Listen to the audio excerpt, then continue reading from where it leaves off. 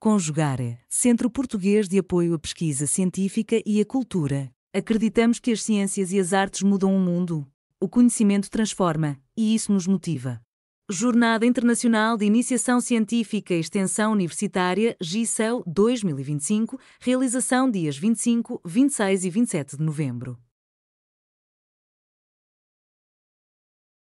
Olá, eu sou a Rayane, eu sou uma das participantes do grupo de pesquisa da professora Clores. E hoje eu vou estar falando um pouquinho sobre no que consiste a nossa pesquisa, quais são os objetivos específicos da nossa pesquisa e quem são as participantes por trás disso. Então, a nossa pesquisa ela é intitulada Letramentos Acadêmicos e Espaço-Tempo na Construção de Comunidade e Pertencimento. As participantes, na verdade, são todas mulheres. Eu vou explicar um pouquinho e falar sobre quem são as pessoas envolvidas na pesquisa. Uma delas é a professora Clores, que foi quem ministrou uma flex, que é uma optatória que nós fizemos na Universidade Estadual de Ponta Grossa em 2023, que era sobre escrita acadêmica, e a partir daí surgiu a ideia surgiu a ideia de que a gente fizesse um subprojeto e continuasse trabalhando mais sobre o tema. E aí quem se interessou bastante foi a Cássia também, agora ela já é graduada pela Universidade Estadual de Ponta Grossa em Letras Português e Inglês. A maioria, na verdade, de todas que vão estar apresentando aqui são. Eu também sou graduada pela Universidade Estadual de Ponta Grossa em Letras Português e Inglês.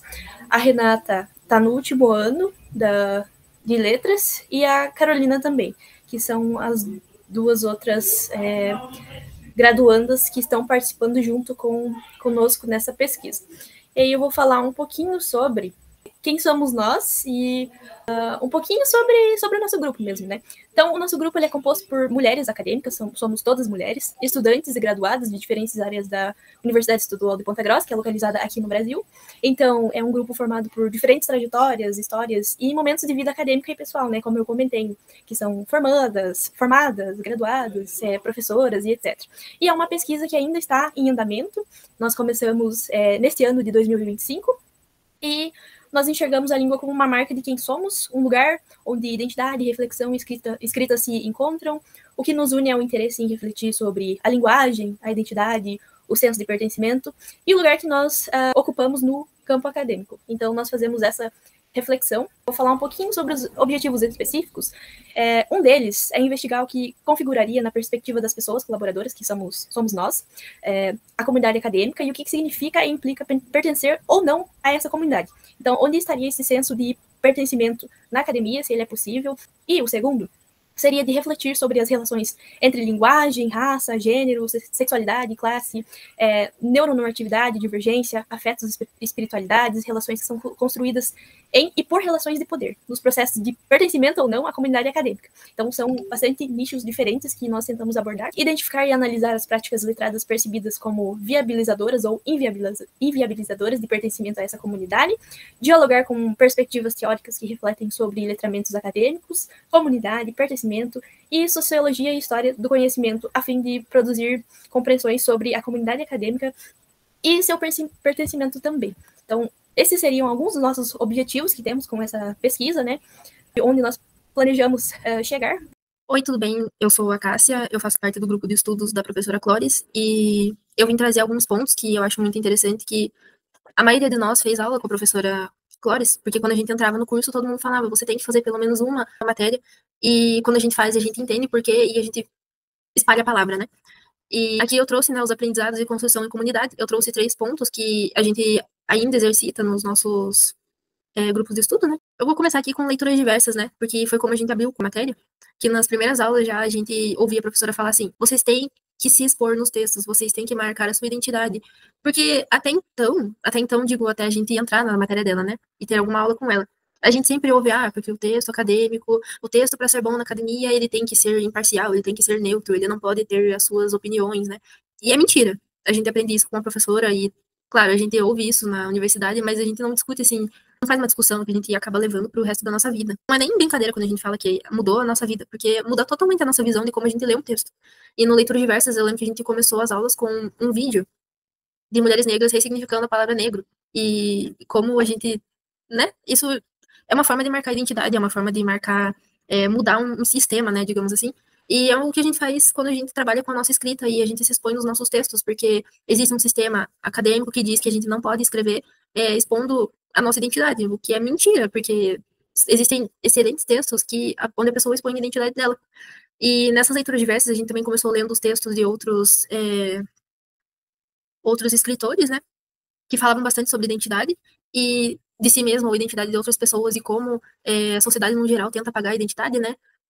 E também a gente começou a ver textos uns dos outros, e a gente começou, né, a ver em cada coisa que a gente escrevia como a gente se posicionava, ou como as outras pessoas se posicionavam, né. E também como essas pessoas refletiam a personalidade na escrita, e a escrita refletia a semiótica dela, e como, né, desencadeia o uso dos enunciados, né? A gente começa a perceber como essa pessoa usou, se ela usou para influenciar, ou se ela tentou não influenciar, se era imparcial, né? Ou se ela tentou levar a gente para um lado do pensamento, ou para um outro ideal, sabe?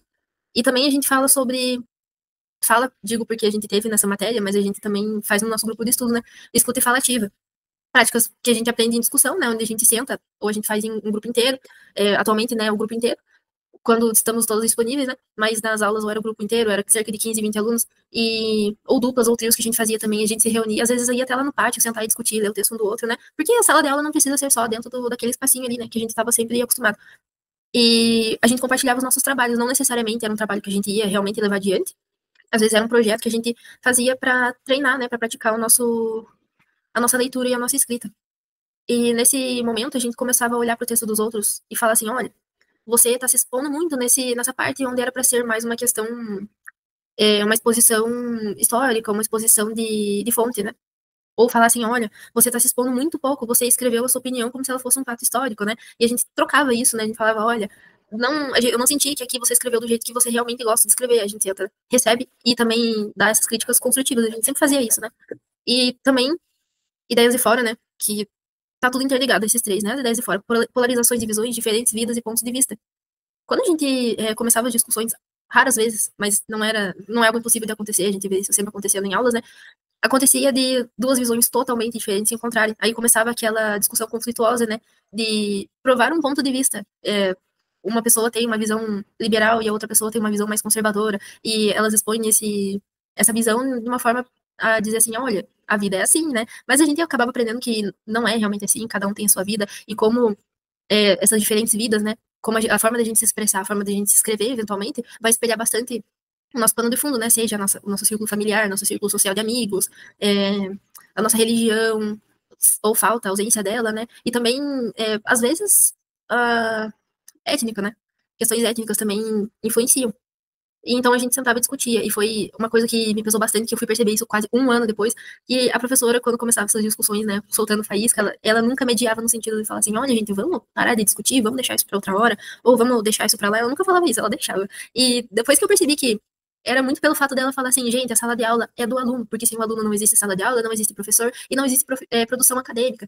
Então, a sala de aula ser nossa dá a liberdade da gente sentar e discutir as nossas visões, e não só ter um professor falando, olha, na academia não é assim, porque a academia também é composta por alunos, né, principalmente.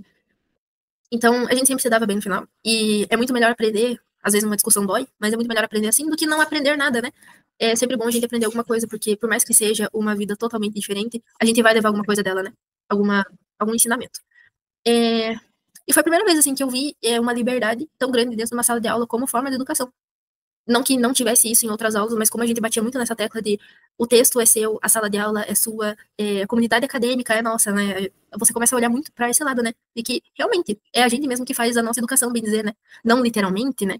Mas assim, a nossa existência faz com que exista uma educação para nós, né, alunos, né? Então, eu acho que é isso que eu quis trazer. Porque a gente falando de um grupo de estudos, assim, parece que é só um monte de gente que senta e conta do que gosta de ler, mas não é, é muito, apesar de eu não conhecer, assim, todas as meninas do grupo de estudos, é um ambiente muito familiar, que a gente vai criando desde lá da universidade, né, que a maioria já não tá mais na universidade, mas a gente carrega com a gente esse sentimento de casa, assim, que a gente senta, a gente tem essa liberdade para sentar, falar das coisas que a gente gosta, falar das coisas que a gente pensa, que a gente imagina que seria melhor para uma escrita, e também se posicionar, né, marcar nossa identidade ali no grupo. E da minha parte é isso, eu espero que vocês gostem da nossa apresentação. Muito obrigada. nós estamos fazendo agora e que vamos dar continuidade é o espaço físico na produção acadêmica. Uma das coisas que a gente foca, por exemplo, que a gente está trabalhando, é a universidade enquanto segunda casa, ou seja, o espaço como um fator relevante para a experiência acadêmica. Muitos estudantes descrevem a universidade como a segunda casa por serem um espaço no qual eles passam boa parte do dia, né?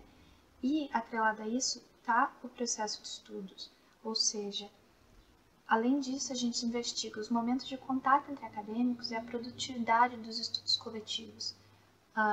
Como o processo se faz de forma individual e como o processo se faz em conjunto com os colegas, nesse espaço que se cria, que pode ser tanto formal como informal, ou seja, dentro das salas de aulas, dos corredores, na biblioteca. Mas também a gente fala sobre o quarto, a mesa da cozinha, como é que o processo de estudo se faz, como ele se diferencia a depender do local. E, por fim, os objetos materiais que moldam esse processo. Estudar num celular, estudar num computador, estudar num tablet, estudar usando só cadernos e livros, isso também afeta a produção acadêmica, e o nosso objetivo é justamente esse, investigar essas diferenças e como tudo isso molda o processo de estudo, né? Olá, meu nome é Clóris, eu vou dar continuidade à nossa apresentação aqui. Vou tentar trazer um pouco, né, do referencial teórico que embasa o nosso trabalho nesse momento. Nós estamos olhando para as práticas de leitura, escrita e oralidade no contexto acadêmico, são as práticas letradas acadêmicas, e nós estamos olhando para essas práticas focalizando o espaço-tempo em que elas acontecem. A noção de espaço-tempo, na perspectiva bakhtiniana, né, do filósofo russo Bakhtin, estudioso da linguagem, mas sobretudo um filósofo que pensa, né, a nossa relação, as nossas interações humanas, né, e portanto a linguagem, ele trata dessa relação espaço-tempo, considerando que todas as interações elas são situadas nas atividades humanas, né, nas instituições, nas esferas de ação humana. Essa situacionalidade, portanto, pressupõe um espaço em que essas interações acontecem e pressupõe uma temporalidade, uma historicidade que organiza as interações nesse espaço específico. Então, por exemplo, a interação que a gente tem aqui agora, mediada, né, por essa apresentação de slides em PowerPoint gravada, né, essa interação, ela é mediada aqui por essa tecnologia, né, e é mediada, então, também pelos slides, né, pelas apresentações que a gente está, pela apresentação desse texto que a gente está fazendo, né, e então a gente tem esse espaço-tempo acadêmico, com essa materialidade, que é o computador, que são os slides que a gente apresenta, e isso integra, portanto, as práticas acadêmicas, e elas produzem sentido, né? Então, a nossa interação aqui com vocês é toda mediada, né, por essas tecnologias, né, por essa tecnologia, e é constituída por esse espaço, que é o espaço acadêmico, e por essa temporalidade, que é uma apresentação de trabalho no contexto acadêmico do século XXI, em que um grupo de pesquisadoras brasileiras pode participar de um evento português, organizado por uma universidade portuguesa, porque a gente tem a possibilidade tecnológica, né, de fazer essa participação.